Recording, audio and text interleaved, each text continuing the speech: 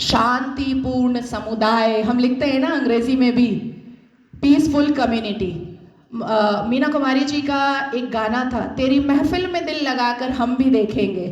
तो मुसलमानों की महफिल में दिल लगाकर नाज़िया इलाही खान ने भी देखा, और जब देखा तो पाया कि हलाला ससुर के साथ बहू बिस्तर पर, आई एम सॉरी टू से, लेकिन मैं रॉ वर्ड ही यूज करती हूं। ससुर कर रहे हैं बहू का हलाला। और सनातन धर्म में मैंने कल देखा कि कैसे बहू बेटी की तरह खाना परोस रही थी। मुसलमानों की महफिल में दिल लगाकर मैंने भी देखा तो पाया पॉलीगेमी, एक मर्द और 4 सेक्स टॉय। और अनुमति तो 11 की, कि 11 महिलाओं को एक बिस्तर पर लेकर के आराम से अपने सेक्सुअल डिजायर्स को पूरा करो। ना पिता कुछ बोलेगा, ना मां कुछ बोलेगी, ना परिवार कुछ बोलेगा, और ना ही इस्लाम के मानने वाले, इस्लाम के ठेकेदार कुछ बोलेंगे। इस महफिल में दिल लगाकर मैंने भी देखा और पाया निकाह मुत्ता, टेम्पररी सेक्सुअल मैरिज। कुछ समय के लिए एक शादी में गई, एक आयोजन में गई, कोई लड़की मुसलमान बेटी, और वहां पर किसी शादीशुदा अधेड़ मर्द को एक चहचहाती हुई, एक उछलती कूदती हुई मुसलमान बेटी पसंद आ गई और कह दिया अब्बा जान को कि ये लो 5 लाख रुपए और 1 हफ्ते के लिए अपनी बेटी दे देना।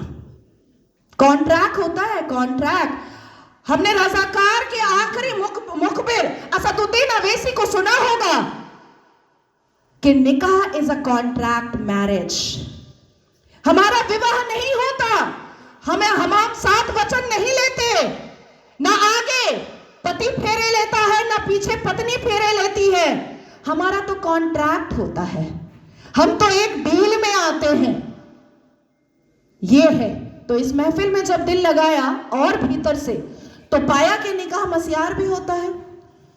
निकाह मस्यार कैसा होता है कि 1 लाख रुपए पर 1 महीना लड़की रहेगी, और सुबह किस वक्त कौन सा सूरज निकलेगा और शौहर छोड़ करके भाग जाएगा, पलटकर पूछना नहीं है, क्योंकि मस्यार निकाह में है कि तुम कहां भागे हो ये जानना नहीं है।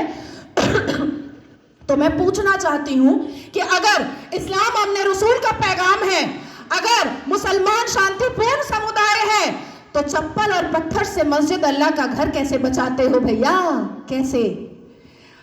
1947 से मुसलमानों ने अपने एक्टिविटी से, अपने बिहेवियर से ये लोगों को बताया है कि ये कोई अमने रसूल नहीं है, ये प्रॉफिट मोहम्मद सल्लल्लाहु अलैहि वसल्लम के फॉलोअर तो नहीं है, ये औरंगजेब के ठरकजेब हैं, ये मुगले आजम के जाहिले आजम हैं। बस इतना ही है इनका परिचय, इसके अलावा इनका परिचय कुछ भी नहीं है। शिक्षा बोलो नहीं लेंगे, इंसान बनने बोलो नहीं बनेंगे, कुछ पढ़ने बोलो नहीं पढ़ेंगे, कुछ करने बोलो नहीं करेंगे, लेकिन रेप करने बोलो तुरंत करेंगे, लव जिहाद करने बोलो तुरंत करेंगे, बम गोली बारूद फेंकने बोलो तुरंत फेंकेंगे, आतंक मचाने बोलो तुरंत मचाएंगे। आखिर क्या है इस समुदाय में, जो एक समुदाय पूरे दुनिया के सारे धर्म वालों को परेशान करके रखा है?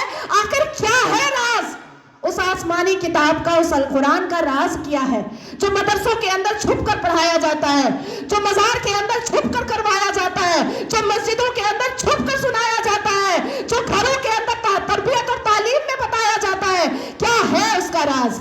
क्यों कहते हैं मुसलमान घर में अंदर ही, जब बेटी छोटी सी होती है और बच्चा छोटा सा होता है, प्रसाद नहीं खाना हराम है, आप ही चले जाते हैं सवैयां खाने।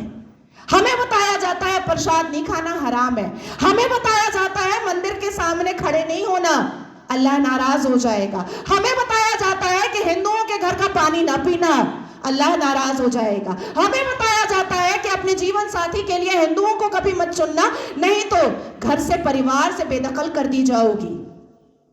क्या है राज? उस राज को खोलना चाहिए।